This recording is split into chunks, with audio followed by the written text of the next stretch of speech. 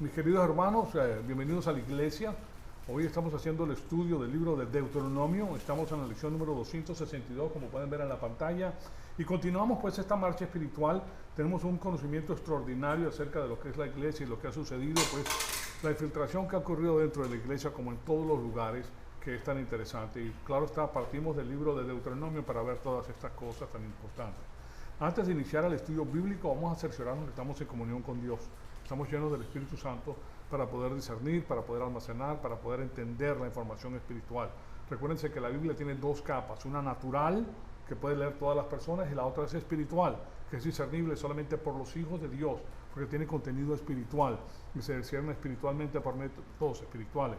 Y uno de estos es el hecho de que nosotros hemos nacido espiritualmente de Dios, pero tiene que estar activado el hombre espiritual a través de la confesión de nuestros pecados. Si no, está apagado el hombre espiritual, está en la carne, no puede proceder pues con las cosas de Dios. Entonces vamos a tomar un minutito para hacer uso de la provisión divina de la confesión y le damos inicio a la primera clase.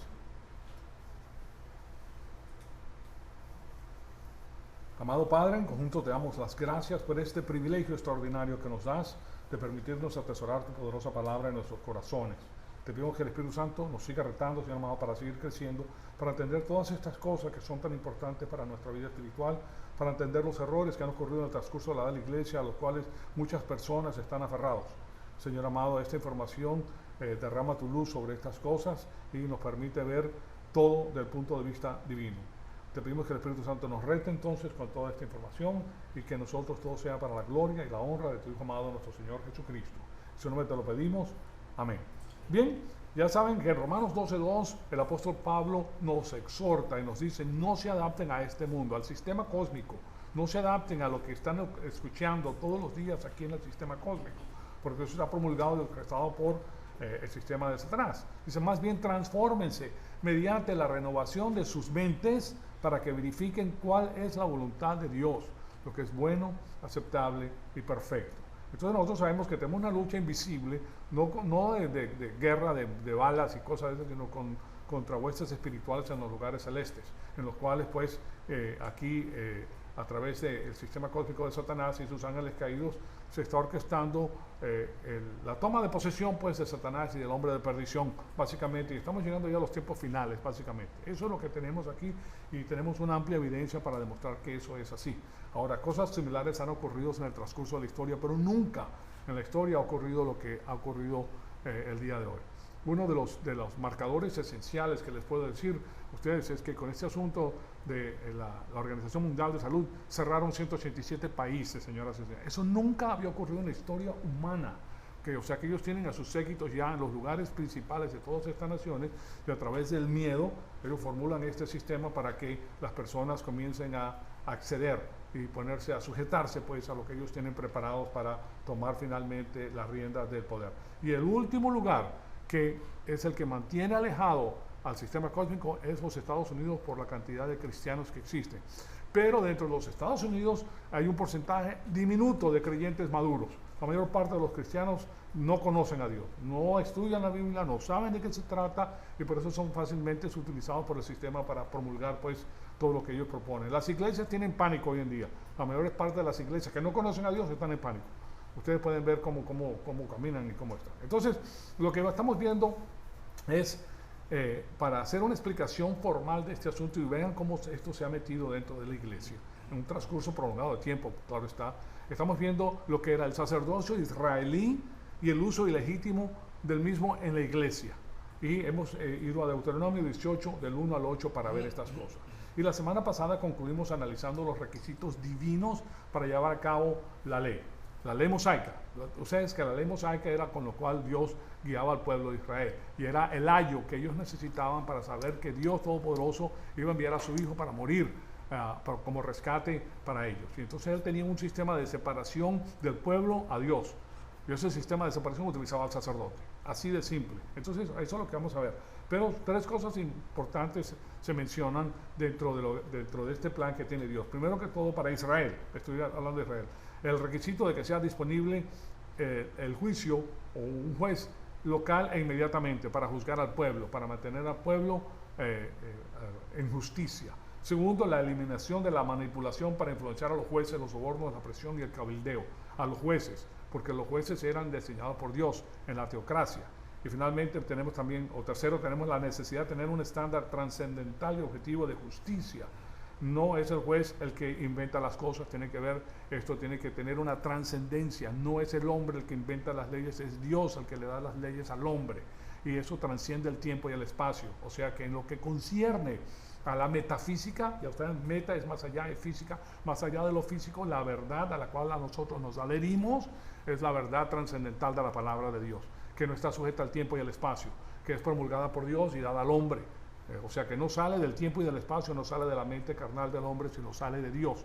Y por eso es una ley perfecta para todo. Entonces, cuarto, el uso de las reglas estrictas de evidencia, removiendo así el asunto de la emoción personal y las animosidades y todo lo demás que es parte del proceso judicial. Porque en un proceso judicial pues está en juego a veces la vida de una persona, ¿verdad? Entonces, esto simplemente lleva a la persona a los datos, a los hechos. Okay, lo demás, las emociones y cómo se siente la persona cuando ocurre eso no tiene nada que ver con el asunto. Quinto, la necesidad de dirigirse a las consecuencias violadas, y hablamos del fracaso moral, y la semana pasada les comenté que una sociedad puede llegar a estar moralmente fatigada. Y claro está, y les di como ejemplo el asunto del divorcio sin falta, que es el que se propone en los Estados Unidos el día de hoy.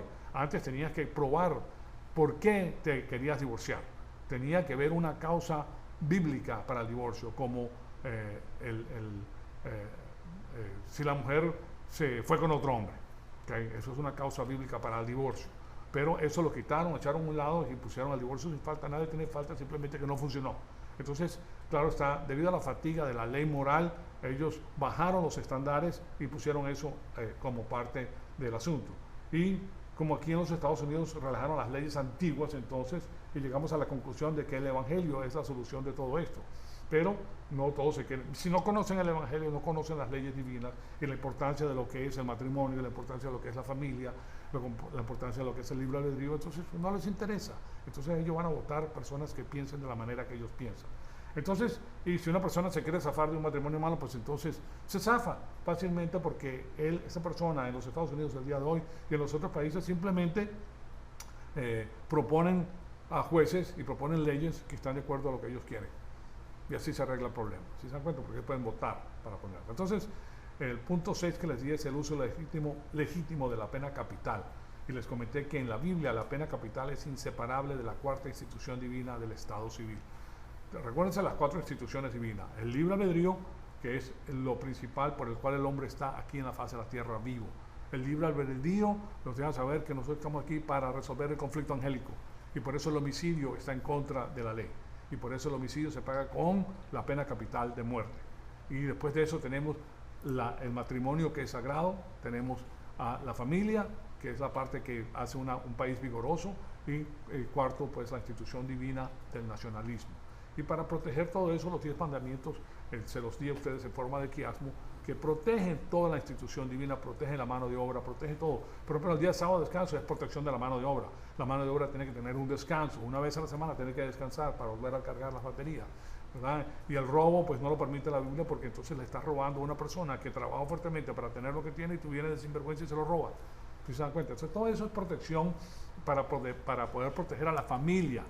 Y proteger a la familia, por ejemplo, también al matrimonio, y proteges a la vida humana, que es la que decide, la que tiene pues el libre albedrío. Pues bien, después vimos la oficina del rey. Entonces estamos viendo la oficina, vimos la oficina de los jueces, la oficina del rey también, con las normas que lo regían, pues los límites de su autoridad, y que el rey tenía que saber leer y escribir. No puede ser un rey analfabeta. ¿Por qué tenía que leer y escribir? Porque tenía que conocer la ley divina. A él, los escribanos del rey tenían que ir al templo, hacer copias de lo que es las escrituras, para que él las leyera todos los días, para que fuese un rey justo. Entonces tenía que saber leer y escribir, y la oficina del rey requería pues un gobierno centralizado, y que el gobierno no es una herramienta de redención. Esa cosa les expliqué. Lo que pasa con los gobiernos humanos es que se creen que son una herramienta de redención, como el comunismo. El comunismo quiere redimir a los pobres y quiere dar. Eso nunca se va a acabar. Los pobres los tendrás contigo siempre. Los que están proponiendo una mentira para agarrar el poder. Porque los países, fíjense lo que le pasó a Venezuela. Venezuela era un país próspero, todo el mundo tenía. Aún los más pobres tenían tenían comida, tenían televisión, etcétera, ¿verdad? Vivían muy bien. No tenían necesidad de aire acondicionado porque vivían en las montañas, ¿okay? Pero tenían. Ahora no tienen nada, ni comida tienen. Eso es un desastre. Lo mismo pasó con Cuba. Cuba antes era un lugar próspero, pero el cubano, como el venezolano, se olvidó de Dios, se fue a la parranda porque tenía mucho dinero, y las fiestas, y las mujeres, y el desastre. Acaba con el matrimonio, acaba con todas las cosas que valen la pena, y finalmente son tomados presos pues, por el sistema cósmico, bajo un sistema de tiranía. Y los que estaban ahí se tienen que ir, y los nuevos que salen del sistema son indoctrinados con el sistema, es lo único que conocen. Entonces no conocen lo que es la libertad.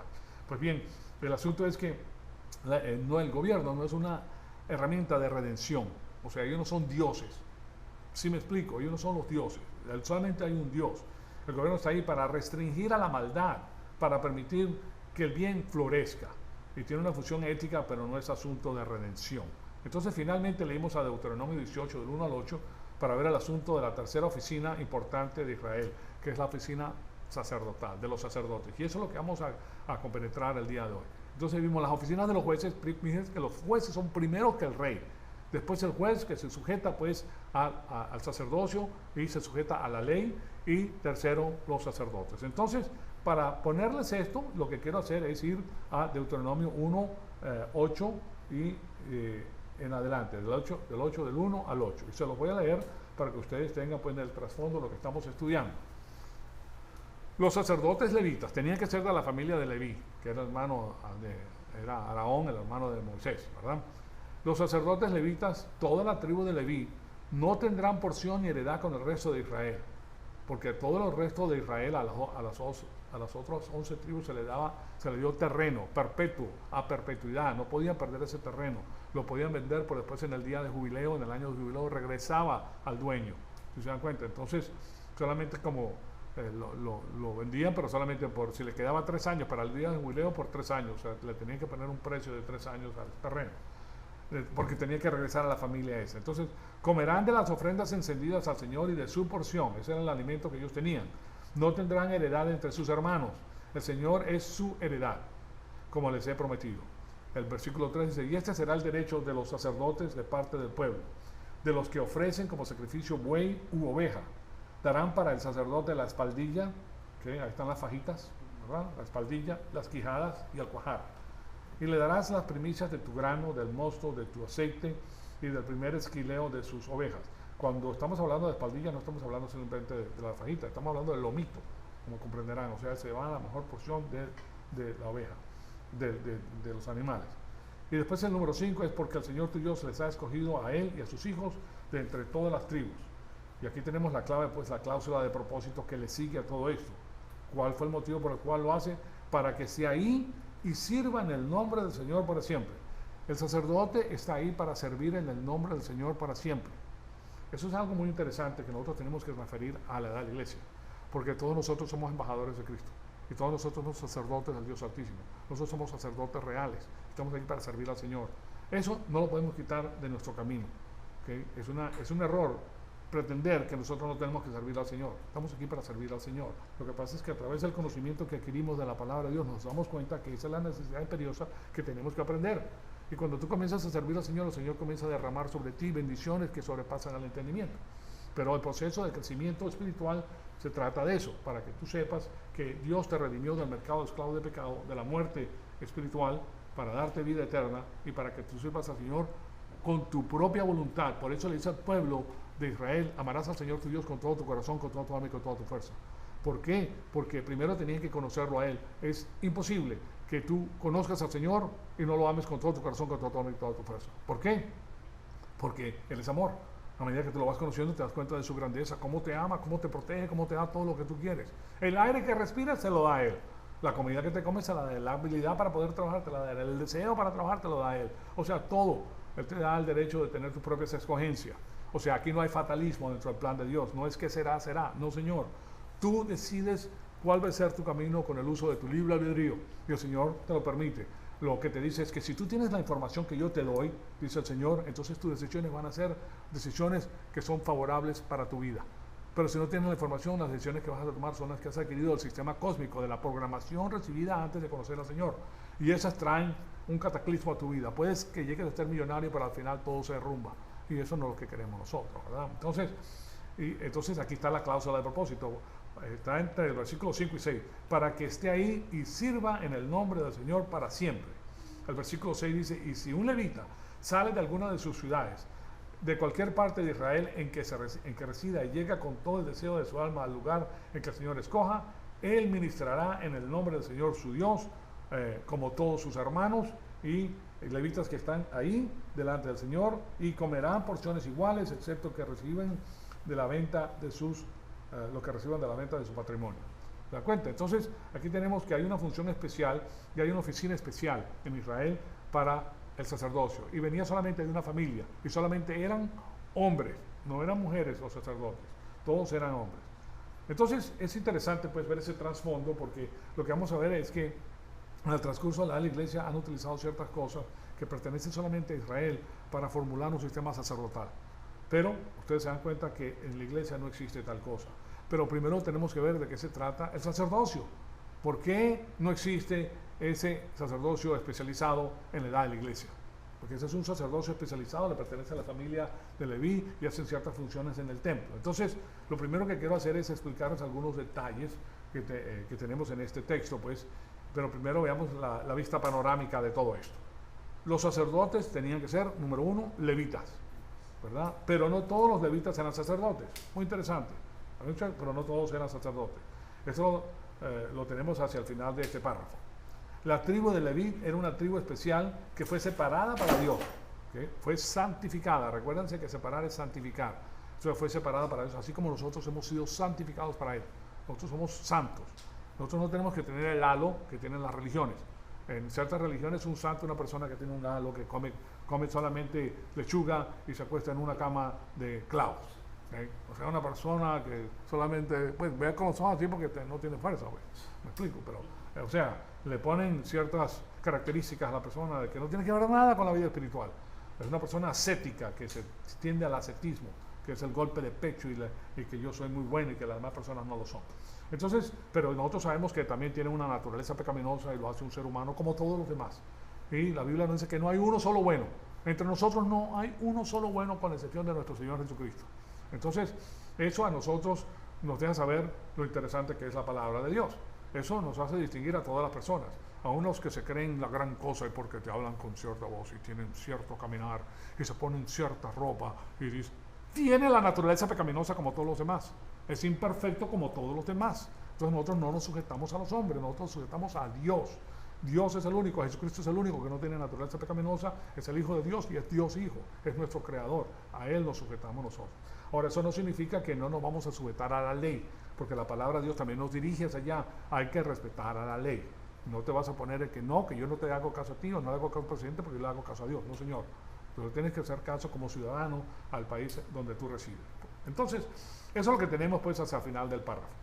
La tribu de Leví era una tribu especial que fue separada para Dios. Todos los sacerdotes tenían que ser levitas. Ahora, aquí el asunto especial es que en realidad esto lo pueden ver con Moisés. Moisés era un levita, para comenzar. ¿Se recuerdan de lo que sucedió en el monte Sinaí? Bueno, Moisés subió al monte Sinaí, Dios le dio los 10 mandamientos, ¿y qué fue lo que está sucediendo en el valle mientras él está arriba? Que el pueblo después de unos cuantos días comenzó a decir, bueno, ¿dónde está Moisés? ¿Dónde está nuestro líder? Y comenzaron a se reunieron estaban acostumbrados a los bacanales, estaban acostumbrados a los dioses del panteón que tenía egipcio, ¿verdad? Entonces, Egipto. Entonces, ellos comenzaron a hacerse una vaca de oro, que era el Taurus, que era el dios de la fertilidad de ellos, ¿se dan cuenta? De la prosperidad. Entonces, ellos comienzan a entrar en la idolatría. Entonces, una de las fiestas de esas pues desordenadas de idolatría. ¿Y qué sucede cuando Dios le dice a Moisés que baje? Bueno, Moisés rompe las tablas de la ley, o sea, las hizo pedazos. Son 2 tablas, en cada tabla están los 10 mandamientos, no son 5 aquí, 5 aquí. Los 10 mandamientos porque una es la copia de la otra, una copia es para Dios, una copia es para el pueblo. Todos se mantenían en el tabernáculo porque ese era el lugar donde Dios residía y era el lugar principal del pueblo de Israel. Entonces tenía 2 copias. No era la mitad, 5 mandamientos en uno y 5 mandamientos en el otro.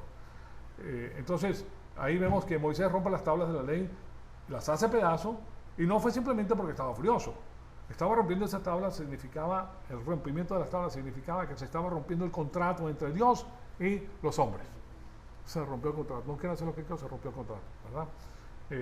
Había cancelado el contrato, algo parecido a romper un pedazo de papel el día de hoy. Entonces, ¿qué fue con esto? ¿Qué fue lo que hizo Moisés? Entonces piensen en este asunto. Él es un levita, primero que todo es un levita, el sacerdocio viene de los levitas. ¿Okay?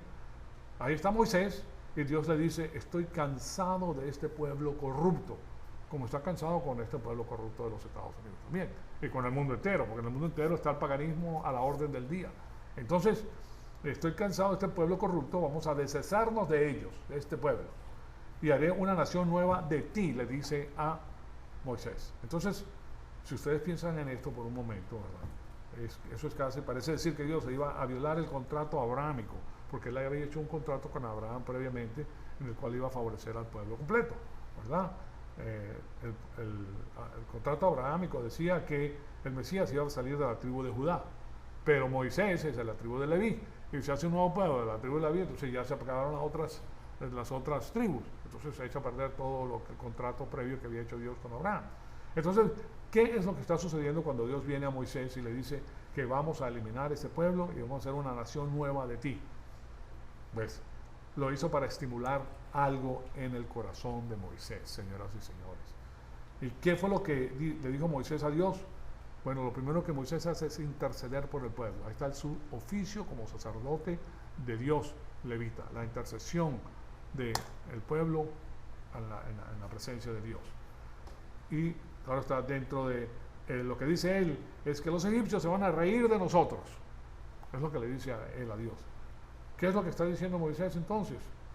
Él está actuando como un sacerdote levítico. Está haciendo intercesión por un pueblo pecador. Ese es el oficio del sacerdote en el Antiguo Testamento, la intercesión por el pueblo pecador. Esa es la función de los sacerdotes y Moisés es una figura de eso. Entonces ahí tenemos una de las funciones que ejercía pues el sacerdocio. ¿Okay? Tenemos eso ya en mente, separado, ya sabemos de qué se trata. Pues bien, en este pasaje él va a manejar el asunto de la función sacerdotal.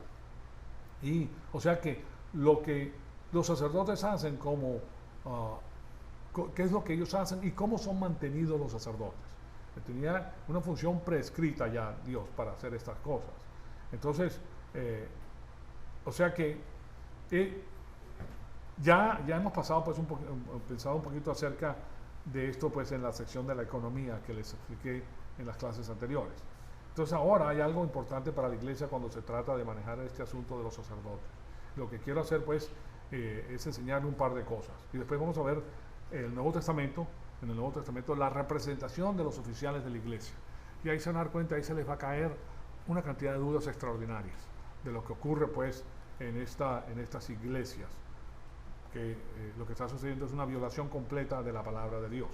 Entonces la idea principal que conlleva la palabra sacerdote es que es un intermediario entre Dios y el hombre.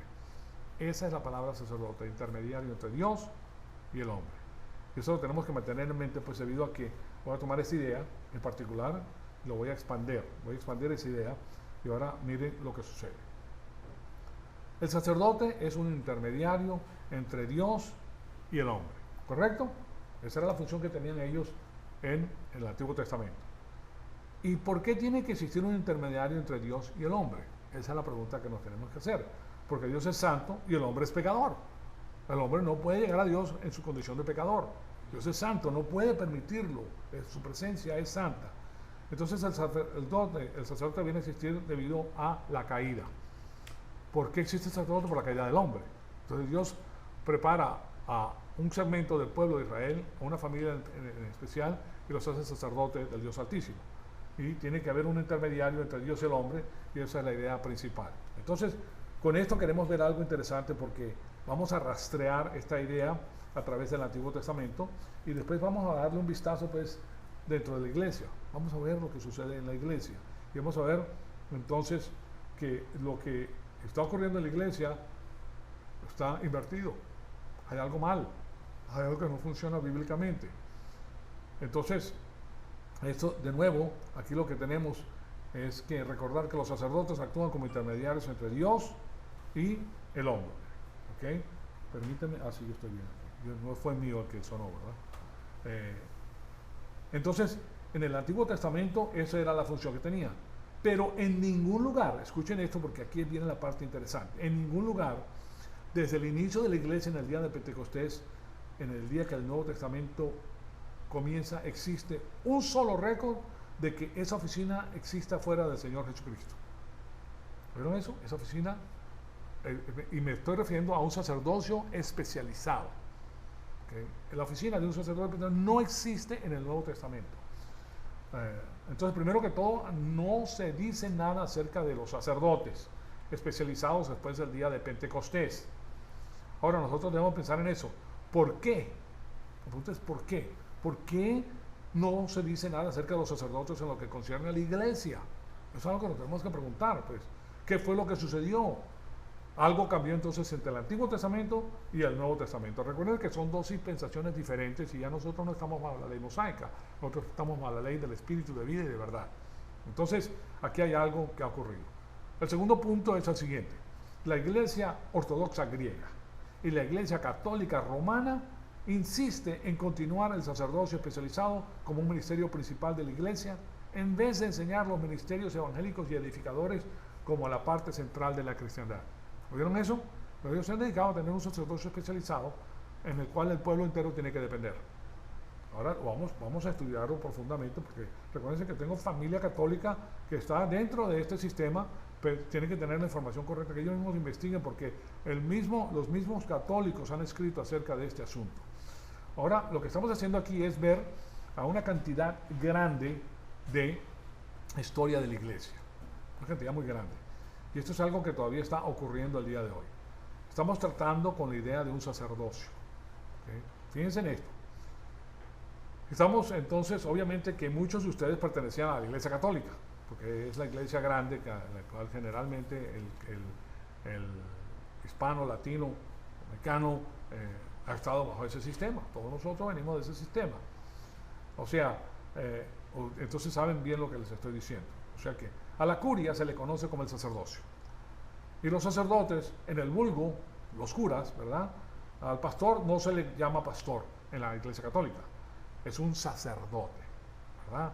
Es el sacerdote local, es el centro de todo esto, entonces. Pero ¿por qué le llaman sacerdote? ¿Por qué están utilizando ese nombre de sacerdote? ¿Y en dónde comenzó todo esto? Eso no se encuentra en el Nuevo Testamento, de nuevo. No existe absolutamente nada acerca de un sacerdocio especializado para la edad de la iglesia en el Nuevo Testamento. Entonces, ¿de dónde salió? Y eso es lo que estamos indagando en este momento. Eso es precisamente lo que queremos ver. Pues bien, entonces, veamos primero que todo la descripción de los oficiales de la iglesia en el Nuevo Testamento. Tenemos que saber cuál es la descripción para saber de qué estamos hablando. No existe evidencia en el Nuevo Testamento de ninguna otra oficina fuera la del apóstol o anciano o de diácono. No existe otra oficina. ¿Okay?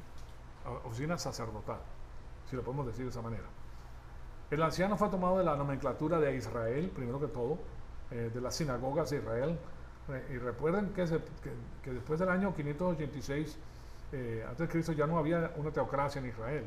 Ya la teocracia había sido eliminada y ahora eran reyes. Eran personas que eran puestas pues para guiar al pueblo. Entonces, ¿qué sucede? ¿Qué fue lo que hicieron los judíos? Pues no tenían un templo donde ir y no tenían un lugar para ofrecer sacrificio. Recuerden que el templo fue reconstruido posteriormente, pero hay un transcurso de tiempo prolongado que no había. Pero ya después que comienza la edad de la iglesia, ya el templo fue destruido en el año 70 por las legiones de Tito, cuando invaden a Israel. Entonces, aquí vemos que no tenían un lugar para ofrecer sacrificios y por eso la comunidad judía después del año 586 tenía pequeños grupos como los tenemos hoy en día, pues como una iglesia, pero se le llamaba sinagoga, sunagoga, un lugar de reunión. Y las personas que gobernaban las sinagogas eran los ancianos. O sea, si hay una iglesia tiene que haber alguien que esté encargado de la iglesia, ¿verdad? Porque la iglesia no, las demás personas tienen que trabajar, etcétera, y la persona que se encarga tiene que tener un grupo de personas dentro que él organice para que se mantenga limpia la iglesia, para que existan las comodidades que existen en una iglesia. Pues hoy en día ustedes pueden ver que aquí se necesitan varias cosas y eso es lo que era. Esos eran los ancianos. El anciano era sinónimo con la palabra obispo, es la misma cosa. Y por eso la iglesia fue organizada de esa manera. Entonces lo que quiero hacer, les quiero dar estas tres cosas y después vamos a tomar un pequeño descanso para darles lo demás porque tengo muchísima información que darles. Entonces, primero que todo, en los Hechos de los Apóstoles, que recuérdense que los Hechos es el primer libro en el Nuevo Testamento y tiene que ver con la historia de la iglesia primitiva. Nos cuenta el desarrollo de la iglesia primitiva, históricamente. Y nos dice, y así lo hicieron, mandándola a los ancianos, que son la palabra presbúteros por la mano de Bernabé y de Saulo. Entonces cogen hombres que están encargados de mantener el lugar, porque las personas, cuando había comunión, por ejemplo, era una cena, no era solamente el pan y el vino, era una cena completa que ellos tenían que preparar todo eso, tenían que preparar el lugar. Entonces, también en Hechos de los Apóstoles 14:23 nos dice, después les designaron ancianos, presbúteros, en cada iglesia, habiendo orado con ayunos, los encomendaron al Señor en quien habían creído. O sea que comienza una organización eclesiástica, pero tenía que ver con las personas encargadas de las iglesias locales. ¿Okay? Y después también lo vemos en Hechos 15:2 y también en Hechos 22 al 23. Entre 15, 22 al 23. Después también en Timoteo 4:14, aquí se los pongo, dice, no descuides el don espiritual que está en ti, que fue conferido por medio de la profecía con la imposición de manos del presbiterio. Entonces, una de las funciones que tenía el presbiterio, que eran los ancianos, era poner la mano a una persona que era considerada como un nuevo pastor. A mí, yo cuando fue ordenado, los ancianos de la iglesia de Baraca, en la operación que hicieron pues conmigo, pusieron sus manos en mi cabeza y me consagraron como pastor, que esa es parte de la función bíblica en la edad de la iglesia. Entonces, y después en 1 Pedro 5:1 al 3 nos dice, por tanto, a los ancianos, a los presbúteros, entre ustedes exhorto yo, anciano, sum presbútero. Sum presbútero significa yo también anciano. Nosotros los ancianos, eso es lo que significa sum presbútero, es la palabra presbútero, sum colaboradores, o sea, el laborador y colaborador, o sea, el que está junto con el laborador, es el colaborador, es lo mismo que esta palabra. Presbútero es un presbútero, ¿okay? Entonces, como ellos y testigos de los padecimientos de Cristo y también participantes de la gloria que ha de ser revelada, pastorean el rebaño de Dios entre ustedes, velando por él, no por obligación, sino voluntariamente, como quiere Dios, no por la avaricia del dinero, como tenemos hoy en día en las iglesias, que es todo dinero, señoras y señores, y lo que hace eso es desparramar a las ovejas, porque las ovejas en el sistema mundial se dan cuenta que el dinero es muy importante y que están siendo esquilmadas. Cuando solamente les hablas de dinero, el 10% le está robando Dios, ya la gente, y esa gente no regresa a la iglesia. Y eso es algo que tienen que, estas personas que desparraman a las ovejas, tienen que pagar cuando vayan a la presencia del Señor a ser evaluados. Estas personas van a ser consideradas como personas que han hecho una labor muy, pero muy mala. Entonces, o sea que no tienen recompensas, porque se les ha dado a ellos el pastorado. Hay muchos pastores, créanlo o no, hay pastores que no son creyentes. Hay pastores que se han metido en esto para sacar billetes, nada más, por saber lo fácil que es engañar a la persona. Entonces, el versículo 3 dice, tampoco como teniendo señorío sobre los que han sido confiados. O sea que el pastor o el presbútero o el anciano no está ahí para enseñorearse sobre las personas que vienen a ver la palabra de Dios. No, señor, cada quien es un sacerdote de Dios Altísimo, cada quien es un embajador de Cristo y cada quien tiene su propia vida ante Dios, no ante el pastor. ¿Sí se dan cuenta? No, es entre tú y Dios, no el pastor no está contigo todo el tiempo. Y después dice, sino mostrando ser ejemplos de rebaño. Entonces la palabra anciano también era sinónimo con la palabra obispo.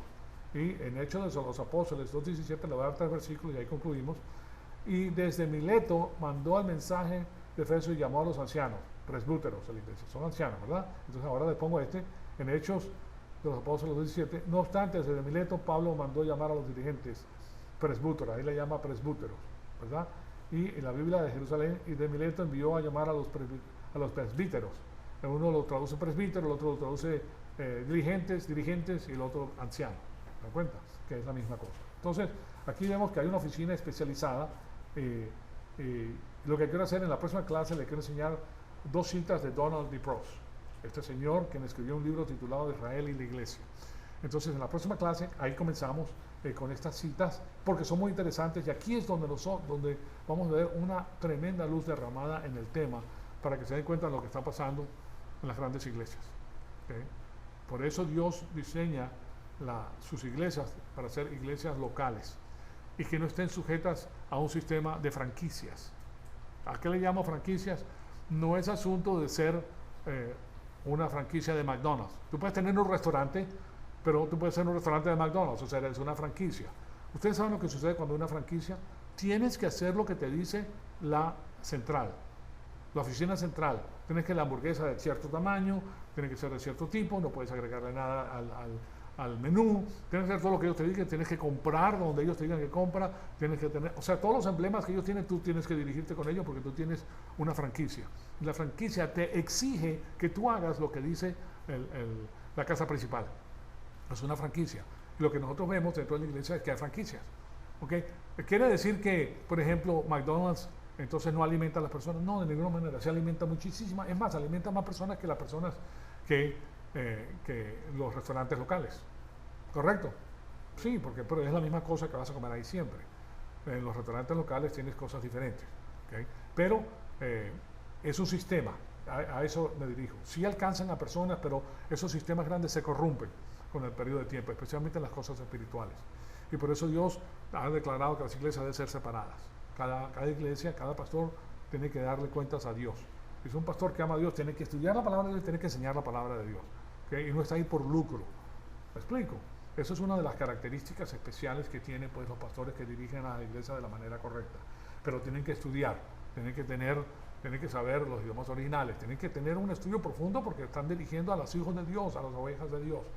Él mismo es una oveja, fue oveja, ahora es pastor, pero es el pastor bajo el pastor de pastores. ¿Sí me explico? Y a la final en su vida tiene que darle cuentas a Dios Todopoderoso. Y eso es un asunto muy serio, como comprenderán. Pues bien, ahí vamos a culminar esta clase entonces, y en la próxima levantamos este tema de este libro titulado Israel y la Iglesia. Amado Padre, te damos las gracias por el privilegio extraordinario que nos has dado de escuchar tu poderosa palabra. Te pedimos que el Espíritu Santo nos siga retando, Señor amado, para seguir creciendo y para conocer estas cosas que son tan interesantes para nuestra vida espiritual y para no ser tilmados, Señor amado, porque eso es lo que ocurre pues en la iglesia, que muchas personas han sido discriminadas por estos sistemas y nosotros queremos saber la verdad absoluta. Y ese es el motivo por el cual acudimos a ti, Señor, para tener la información correcta para nuestra vida espiritual. Te damos las gracias y te pedimos que todo lo que aprendamos sea para la gloria y la honra de tu Hijo amado, nuestro Señor Jesucristo. En su nombre te lo pedimos. Amén.